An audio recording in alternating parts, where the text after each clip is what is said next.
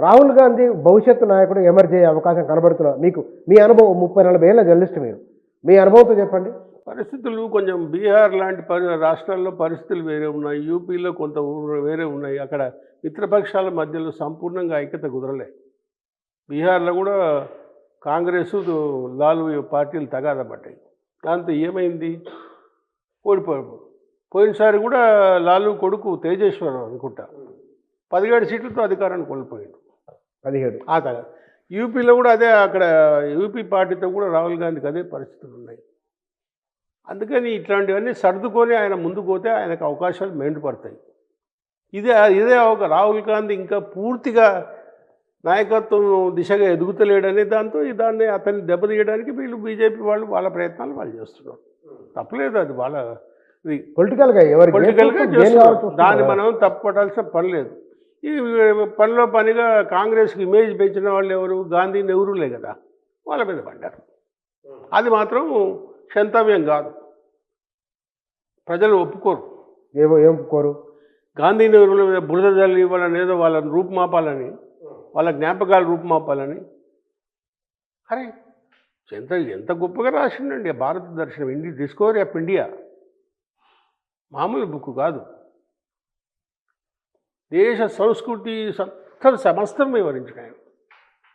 అంత నాలెడ్జ్ ఎక్కడికి వెళ్ళి వచ్చిందంటే చదువుకున్నాడు. గొప్ప హిందూ ఆయన, హిందూ చాలా గ్రేట్. అవగాహన పెంచుకున్నాడు ఆయన. అది అవగాహన పెంచుకోవడం అది అంత సామాన్యం కాదు కదా. ఆయన మీద కూడా వేసాడు. ఆయన మీద ఇంకా ఎట్లా అవుతుంది? అందుకని బీజేపీ చేస్తున్న పని కరెక్ట్ కాదు. వాళ్ళు అటువంటి ప్రచారాలకే ఎక్కువ ఇంపార్టెన్స్ తోటి కనబడుతున్నది. అది వాళ్ళ సోషల్ మీడియా గ్రూపు విచ్చలవిడిగా రాస్తుంది. పనిలో పనిగా మేము ఈసీల గురించి అంటాం, మరి బీసీలకు మనువాదులుగా ముద్రేసుకొని ఆ వీడియోలు కూడా పెడుతున్నారు సోషల్ మీడియాలో. మనువాదులు, మను ఏం చెప్పిండు, శూద్రులను ఏం చేయాలి, వేరే వాళ్ళకు, క్షత్రియులకు, వైశ్యులకు, వీళ్ళకి, బ్రాహ్మణులకి మనవుని ఆకాశానికి ఎత్తేస్తున్నారు. ఆయన చాలా గొప్ప సహృదయుడు అని, గొప్ప పని చేసిన కూడా చేస్తున్నారు. కాబట్టి ఏదైనా నేరం చేస్తే బ్రాహ్మణులకు ఇచ్చే పనిష్మెంటు, క్షత్రియులకు ఇచ్చేది, వైశ్యులకు ఇచ్చేది వేరే ఉంటుంది. శూద్రుల దగ్గర నుంచి నేరం జరిగితే వారికి ఘోరంగా ఉంటుంది. ఇవన్నీ సోషల్ మీడియాలో పోస్టులు పెడుతున్నారు. వాళ్ళు ఎట్లా క్షమిస్తారు వాళ్ళని? బీజేపీ బాగుపడాలంటే, ప్రజల హృదయాలు గెలుచుకోవాలంటే ఈ సోషల్ మీడియాను అరికడితేనే గెలుస్తుంది. విధానాల ప్రాతిపదికకు కూడా పోవచ్చు, విధానాల ప్రాతిపదికకు పోవచ్చు కదా.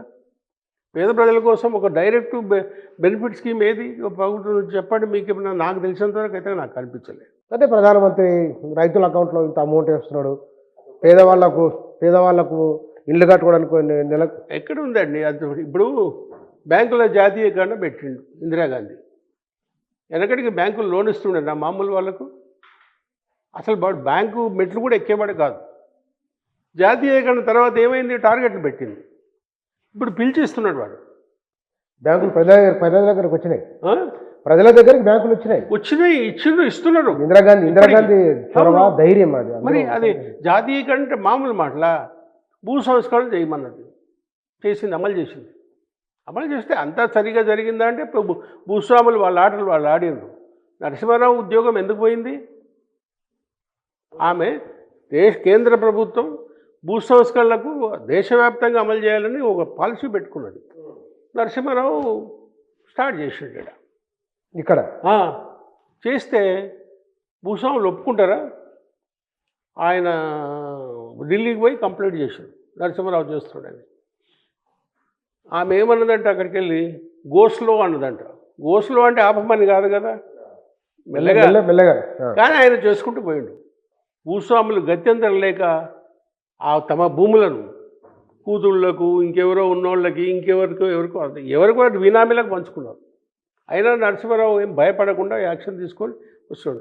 తాను భూస్వామి అయినప్పటికీ కూడా, తాను భూస్వామి, నాకు నరసింహారావు సన్నిహితులు వాళ్ళ బంధువర్గాల్లో చెప్పారు, ఆయన భూమిని కూడా ఆయన భూ సంస్కరణలు అమలు చేస్తే పిల్లలంతా పోయి నరసింహారావు కొడుకులు ఆ బంధువుతో చెప్పినట్టు, అంతా మాకు భూమి లేకుండా చేస్తున్నాడు అని చెప్తే, ఆ బంధువు అంటే తండ్రితో నేరుగా మాట్లాడలేక ఆ బంధువు పోయి ఇట్లా పిల్లలు ఇట్లా అనుకుంటున్నంటే, ఏమీ కాదు, ఇప్పటికైనా అమలు చేసినాక కూడా 60 ఎకరాలు వాళ్ళ కోసం ఉంటుందని చెప్పిండట. ఆయన దగ్గర ఎంత భూస్వామి అయినా బూరుగుల రామకృష్ణారావు కూడా హైదరాబాద్ స్టేట్ ముఖ్యమంత్రి కూడా భూ సంస్కరణ చేసిండు, కౌలుదారులకు కాపాడిండు. ఈయన బూరుగుల రామకృష్ణరావు అనుయాయుడు, వీళ్ళంతా కాంగ్రెసే. కాంగ్రెసే. బూరుగుల రామకృష్ణరావు అనుయాయుడు ఈయన. ఆయన హైదరాబాద్ స్టేట్ ముఖ్యమంత్రిగా ఉన్నప్పుడు తర్వాత ఇవన్నీ చేసినాక ఉమ్మడి రాష్ట్రం వచ్చింది కదా, రాయలసీమ నాయకులు అంతా ఒకటై ఇదంతా చేయాలనుకున్నారు.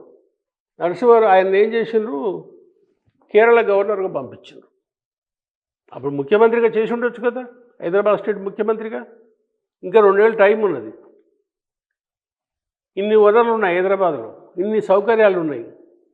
ఆ 2 ఏళ్ళు పూర్తి చేసి కొత్తగా నీలం సంజీవ్ రెడ్డి వచ్చిండు, రానివ్వరు కదా. నరసింహారావు అక్కడి నుంచి నేర్చుకున్నదే ఇక్కడ భూ సంస్కరణలు అగ్రెసివ్గా అమలు చేశాడు. ఆ భూ సంస్కరణల బిల్లు రాత్రి 12 గంటలకు ఆమోదించాడు అసెంబ్లీలో. అప్పుడు సి జగన్నాథరావు డిప్యూటీ స్పీకర్గా ఉన్నాడు. సి జగన్నాథరావు అంటే మన దగ్గర డిప్యూటీ సీఎంగా చేసిండు, ఇప్పుడు లేడు, ఆయన చనిపోయాడు. ఈ భూస్వాములు అప్పుడు కూడా ఆయన చైర్ దగ్గరకు పోయి ఏమైనా చేయండి, ఈరోజు వాయిదా వేయండి, మనం ఢిల్లీకి పోయి మళ్ళీ మేము చేసుకుంటాము అంటే నరసింహారావు కింది నుంచి, కింద కూర్చుంటారు కదా, స్పీకర్ డయాస్ పైన ఉంటుంది, కళ్ళతో సైగ చేసినట్లు వద్దని. అమలైంది. ఆ రాత్రి 12 గంటలకు ఆమోదించింది. ఇది స్వయంగా జగన్నాథరావు నాతో చెప్పిన విషయం. పట్టుదల. ఆ తర్వాత జై ఆంధ్ర ఉద్యమం వచ్చింది, కాకాని వెంకటరత్నం నాయకులు బ్రహ్మాండంగా చేసి అది ఇది అని విడిపోతామని అందరూ పార్టిసిపేట్ చేసాం. చివరికి ఏమైంది, ఇందిరాగాంధీ రంగంలో దిగి సంప్రదింపులు జరిపితే నరసింహారావును తీసేయడం కాడికెళ్ళి వచ్చేసింది. ఆయన పదవి నుంచి తప్పించింది, ఢిల్లీ తీసుకుపోయింది, ఏఐసిసి సెక్రటరీగా చేసింది. ఆయన తర్వాత వీళ్ళు ఎందుకు తీసేయించారు కానీ ఆయన ఎక్కడి నుంచి ఎక్కడికో పోయిండు, ప్రధానమంత్రి కూర్చున్నాడు. ఇది చరిత్ర. అంటే ఇక్కడ కాంగ్రెస్ నాయకుల్లో ఎట్లయితే ఈ పై సామాజిక వర్గాల వారు ఉన్నారో, పేదల కోసం పనిచేసే వాళ్ళు అదే మోతాదులో ఉన్నారు. అయితే ఆ లెక్కన కొంతమంది మోతాదులో ఉన్నారు, కానీ కొద్దిమందే.